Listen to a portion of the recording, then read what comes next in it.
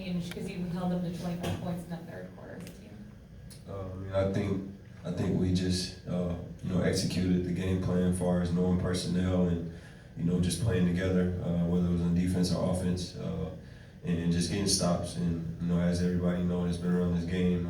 When it gets towards this time of the year, defense all pick up. So we're trying to pick up, and I think we did, and was able to be consistent and get a great win. And then in that third quarter, when Trey was ejected, it really felt like everyone locked in even more and responded. Just what did you see from the response, especially the bench unit? I think they were on the court at the time too. I mean, honestly, I didn't even know what happened, so I was confused when I was walking over and seeing it was like he got ejected. But at the end of the day, it's next man up, and I think we stayed together like you said, and we played for the whole game. We didn't allow it to, turn into a negative. We turned it into a positive, and we got a great win. And then just you personally, I know you're coming off of an illness. Just how did the lungs feel out there, and how did the legs feel after missing a couple games? Winded, legs down, but at the end of the day, no excuses. I'm just out there trying to do what I can to help my teammates, and just help us get a win. And a lot of things we did good, a lot of things we did bad. We could work on, and that's why we got another one tomorrow. We just got a chance to talk to Garrison, and he's gotten some extended minutes in these last 3 games. For him to come out ready and knock down 4 or 5 threes, just what have you seen from him in practice and his approach to the game? He's a pro, not just a basketball player. He's a pro. He's always talking. Not a loud guy like V's pretty louder. It's a good thing though. Yeah. We love V for that, but with G, he's always talking to guys. Trying to be positive, and at the end of the day, he's coming in to work every day. So when I say he's a real pro, he's a real pro. Not complaining. And when you do stuff like that, it's only right that your time will come. Whether it was here or elsewhere, he was going to get his chance. And when you get your chance, you got to take full advantage of it. So it's great to have him step up. And as far as his energy and just the toughness that Quinn says he tends to bring, I'm curious, how does that kind of add into the bench unit and what this kind of team needs? It's important. You need that toughness. Obviously, his shooting's a bonus, but you need that toughness.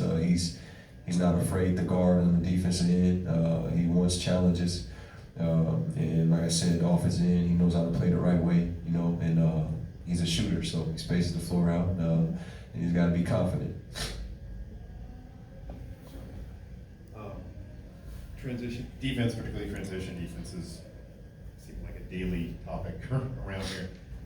How much of that does Quinn really stress with you guys, and is that just take a level of buy-in maybe among players that say if it's been absent around here or not, but your way of thinking how hard is that to sort of buy in?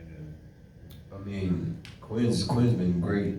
Just as a leader, somebody who's motivating, a great coach, just want to throw that out there. But, as far as the transition, like I told him in text over, face-to-face conversations, like it has nothing to do with him. It has everything to do with the 5 guys that's out there. We focus on picking up our man, and obviously transition is guys get out and run. So, you might be a big and you're picking up a guard for that possession. So it's going to come down to us, to find us on the floor. Coach can continue to preach and, say this or draw this up or in practice do transition defense drills. But if we don't come out and do it in the games, it's not going to mean anything. So, to answer your question, it's going to come down to us as players. Has it come along slower than you hoped or about what you'd hoped? Because it is sort of changing a mindset to some degree. A lot of guys aren't used to doing it or around here. I'm just curious, when you watch tape of games, not just of yourself, just your response in terms of how you think it's sort of coming along so far since he's taken over. At the end of the day, it's rare a coach, comes in and take over with 20 games left in February. So, that's number one. But at the end of the day, there's no excuses. Us as players, we know it's a business, whether it's on the player side or coach's side. And, he came in and he watched film and, he's just doing whatever it takes to help us win. So like I continue to say, it's going to take for us. There's really no timetable, but at the end of the day, you can control what you can control. And I think think that's something we can control, whether we're scoring or not scoring, is getting back on defense.